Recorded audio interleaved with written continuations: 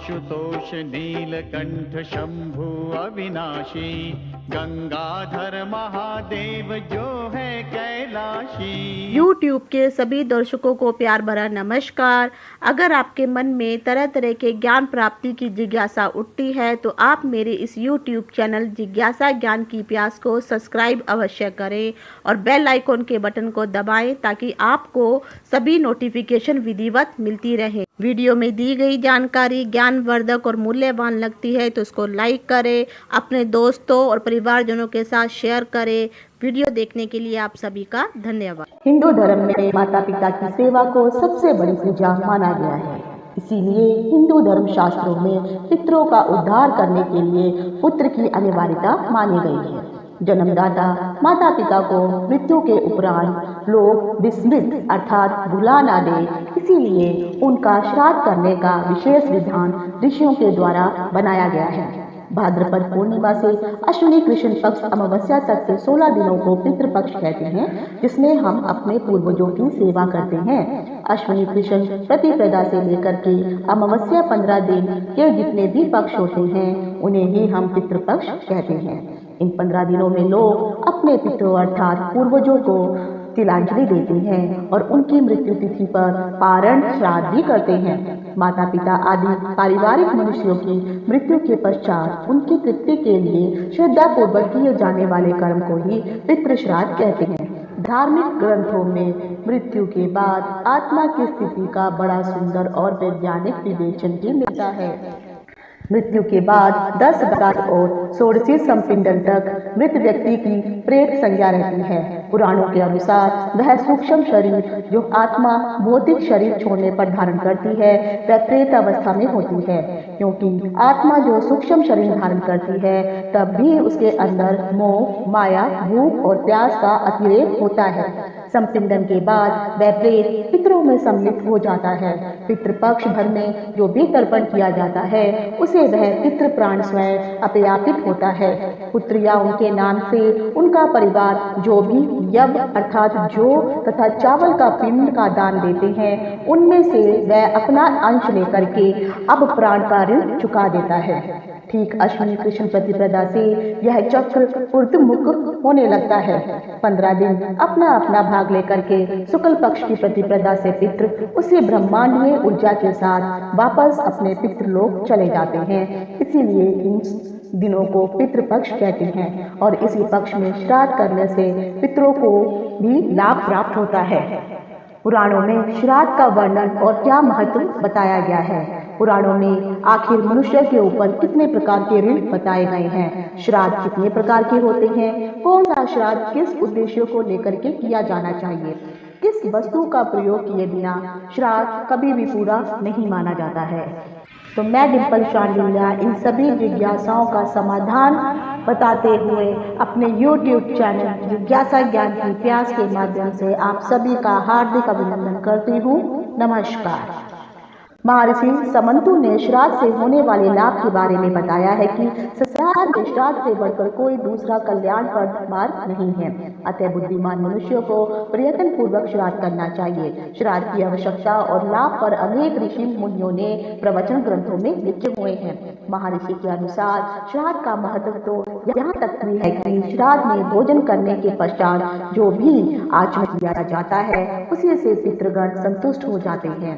बंधु बांधवों के साथ जल अन्न से लिए गए श्राद्ध की तो बात ही क्या है, केवल श्रद्धा प्रेम से शाक अर्थात कुसा के द्वारा किए गए श्राद्ध से ही पितृ तृप्त हो जाते हैं। ब्रह्म पुराण के अनुसार जो भी व्यक्ति शाक अर्थात कुशा के द्वारा श्रद्धा व्यक्ति से श्राद्ध करता है और अपने पितरों को तिलांजलि अर्पित करता है उसके कुल में कोई भी दुखी नहीं रहता। साथ ही ब्रह्म पुराण में यह वर्णन मिलता है कि श्रद्धा एवं विश्वास पूर्वक किए हुए श्राद्ध में पिंडों पर गिरी हुई पानी की नन्ही नन्ही बूंदों से पशु पक्षियों की योनि में पड़े हुए पितरों का पोषण भी होता है, जिसमें जो भी बाल्यावस्था में जातक मर जाते हैं वह सम्मानार्जन के जल से तृप्त हो जाते हैं। गरुड़ पुराण के अनुसार कहा गया है कि पितृ पूजन अर्थात श्राद्ध कर्म से संतुष्ट होकर के पितृ मनुष्यों के लिए आयु, पुत्र, यश, स्वर्ग, कीर्ति, पुष्टि, बल, वैभव, पशु, सुख, धन और धान्य का आशीर्वाद देते हुए अपने स्थान पर गमन करते हैं। कुर्म पुराण में कहा गया है कि जो प्राणी जिस किसी भी विधि से एकाग्रचित होकर के श्राद्ध करता है वह समस्त पापों से रहित होकर मुक्त हो जाता है और पुनः संसार चक्र में नहीं आता। मार्कंडेय पुराण के अनुसार कहा गया है कि श्राद्ध से तृप्त होकर के पितृगण श्राद्धकर्ता को दीर्घायु, संतति, धन, विद्या, सुख, राज्य, स्वर्ग और मोक्ष प्रदान करते हैं। पुराणों में तो इससे संबंधित कई कथाएं भी मिलती हैं, जिसमें कर्ण के पुनर्जन्म की कथा काफी प्रचलित है। हिंदू धर्म में सर्वमान्य पुस्तक श्री रामचरितमानस में भी श्री राम के द्वारा श्री दशरथ और जटायु को गोदावरी नदी पर जलांजलि देने का उल्लेख मिलता है एवं भरत जी के द्वारा दशरथ हेतु दशगात्र विधान का उल्लेख भरत कीनी दशगात्र विधाना तुलसी रामायण में उल्लेखित है। हमारे हिंदू धर्म शास्त्र के अनुसार जिस प्रकार जिसका जन्म हुआ है उसकी मृत्यु भी निश्चित है, उसी प्रकार जिसकी मृत्यु हुई है उसका जन्म भी निश्चित है। ऐसे कुछ बिरले ही होते हैं जिन्हें मोक्ष की प्राप्ति होती है। पितृपक्ष में 3 पीढ़ियों तक के, पिता पक्ष की 3 पीढ़ियों तक के, माता पक्ष के पूर्वजों के लिए तर्पण किया जाता है। इन्हीं को पितृ कहते हैं। पितृ निम्न प्रकार के होते हैं: दिव्य पितृ तर्पण, देव तर्पण, ऋषि तर्पण, दिव्य मनुष्य तर्पण के पश्चात ही स्वयं पितृ तर्पण किए जाने का विधान है। तो यह कुल मिलाकर के 5 प्रकार के होते हैं। भारतीय धर्म ग्रंथों के अनुसार मनुष्यों पर 3 प्रकार के ऋण माने गए हैं: पितृ ऋण, देव ऋण और ऋषि ऋण। इनमें से पितृ ऋण सर्वोपरि है। पितृ ऋण में पिता के अतिरिक्त माता तथा वह सब बुजुर्ग भी सम्मिलित होते हैं जिन्होंने हमें अपना जीवन धारण करने तथा उनका विकास करने में सहयोग दिया होता है। पितृपक्ष में हिंदू लोग मन, कर्म एवं वाणी से संयम का जीवन व्यतीत करते हैं। पितरों को स्मरण करके जल चढ़ाते हैं, निर्धनों एवं ब्राह्मणों को दान देते हैं। पितृपक्ष में प्रत्येक परिवार में मृत माता पिता का श्राद्ध किया जाना अनिवार्य है, परंतु गया श्राद्ध का विशेष ही महत्व बताया गया है। वैसे तो श्राद्ध के लिए शास्त्रीय समय निश्चित है, परंतु गया सर्व कलेशु पिंडम ददाद्विपक्षणम अर्थात कहा गया है कि गया में सदैव पिंड दान करने की अनुमति दी गई है। यहाँ पर किसी भी दिन और समय का कोई भी विधान नहीं बनाया गया है। शास्त्रों में कुल मिलाकर के देखा जाए तो 12 प्रकार के महत्वपूर्ण श्राद्धों का बारे में कहा गया है। अश्विनी मास की कृष्ण पक्ष के श्राद्ध पक्ष के अतिरिक्त चैत्र कृष्ण पक्ष प्रतिपदा के 7 दिनों तक 7 पितरों की पूजा करनी चाहिए, जिससे घर में हर मंगल कार्य करने में किसी भी तरह का व्यवधान नहीं आता है। भविष्य पुराण में मुनि विश्व अमृत का हवाला देकर के 12 प्रकार के श्राद्धों का वर्णन करते हैं। विष्णु पुराण और गरुड़ पुराण में भी श्राद्ध संबंधी संदर्भ है। ऐसी मान्यता है कि पितरों के निमित्त 2 यज्ञ किए जाने चाहिए, जो पिंड, पितृ यज्ञ तथा श्राद्ध कहलाते हैं। मत्स्य पुराण में 3 प्रकार के प्रमुख श्राद्धों का वर्णन मिलता है। त्रिविधि श्राद्धम मुच्यते के अनुसार मत्स्य पुराण में 3 प्रकार के श्राद्ध बताए गए हैं, जिनके नाम है नित्य, नैमित्तिक एवं काम्य श्राद्ध। यम स्मृति में भी 5 प्रकार के श्राद्धों का वर्णन मिलता है, जिन्हें नित्य, नैमित्तिक, काम्य, वृद्धि और पार्वण के नाम से जाना जाता है। तो पहला आता है नित्य श्राद्ध। प्रतिदिन किए जाने वाले श्राद्ध को नित्य श्राद्ध कहते हैं। इस श्राद्ध में विश्व देव को स्थापित नहीं किया जाता है। वह श्राद्ध में केवल जल से ही इस श्राद्ध को संपन्न किया जाता है। इसमें भोजन की आवश्यकता नहीं होती। दूसरा श्राद्ध है निमित्तिक श्राद्ध। निमित्तिक श्राद्ध अर्थात किसी को निमित्त बना करके जो श्राद्ध किया जाता है, यानी जो एक पितृ के उद्देश्य से किया जाता है, उसे निमित्तिक श्राद्ध कहते हैं। इसे एकोदिष्ट के नाम से भी जाना जाता है। एकोदिष्ट का मतलब है किसी एक को निमित्त बना करके किए जाने वाला श्राद्ध। जैसे किसी की मृत्यु हो जाने के पश्चात दशा, एक दशा आदि एकोदिष्ट श्राद्ध के अंतर्गत आते हैं। इसमें भी विश्व देवों को स्थापित नहीं किया जाता।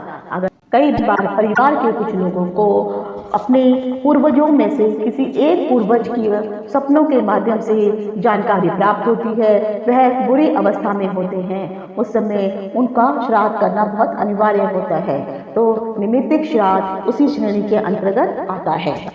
तीसरा श्राद्ध है काम्य श्राद्ध, जो किसी कामना की पूर्ति या सिद्धि की प्राप्ति के लिए जो भी श्राद्ध किया जाता है वह काम्य श्राद्ध के अंतर्गत आता है।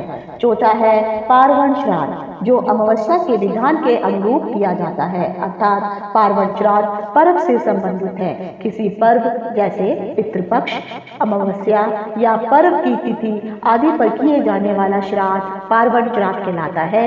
यह श्राद्ध विश्व देवा सहित होता है। पांचवी तरह का श्राद्ध वृद्धि श्राद्ध कहलाता है। इसमें वृद्धि की कामना रहती है, जैसे पुत्र जन्म, वास्तु प्रवेश, विवाह आदि। प्रत्येक मांगलिक प्रसंगों में भी पितरों की प्रसन्नता हेतु जो श्राद्ध होता है उसे वृद्धि श्राद्ध कहते हैं। इसे नंदी श्राद्ध या नंदी मुख श्राद्ध के नाम से भी जाना जाता है। यह एक प्रकार का कर्म कार्य होता है। देव नंदिनी जीवन में देव ऋषि पितृ तर्पण भी किया जाता है। छठा श्राद्ध है संपिंडन कहलाता है। संपिंडन शब्द का अर्थ होता है पिंडों को मिलाना। इसमें प्रेत व पितरों के मिलन की इच्छा रहती है। पितृलोक में ले जाने की प्रक्रिया को ही संपिंडन कहते हैं, अर्थात मृतकों को पूर्ण रूप से पितृलोक में भेजना ही संपिंडन कहलाता है। ऐसी भी भावना रहती है कि प्रेत पितरों की आत्माओं के सहयोग का रुख रखें। प्रेत गोष्ठी श्राद्ध, गोष्ठी श्राद्ध का अर्थ होता है समूह। जो श्राद्ध सामूहिक रूप से या किसी समूह में संपन्न किए जाते हैं उसे ही गोष्ठी श्राद्ध कहते हैं। शुद्ध यथार्थ श्राद्ध, शुद्धि के निमित्त जो भी श्राद्ध किए जाते हैं उसे शुद्ध यथार्थ श्राद्ध कहते हैं। जैसे शुद्धि हेतु ब्राह्मण भोजन करवाना चाहिए।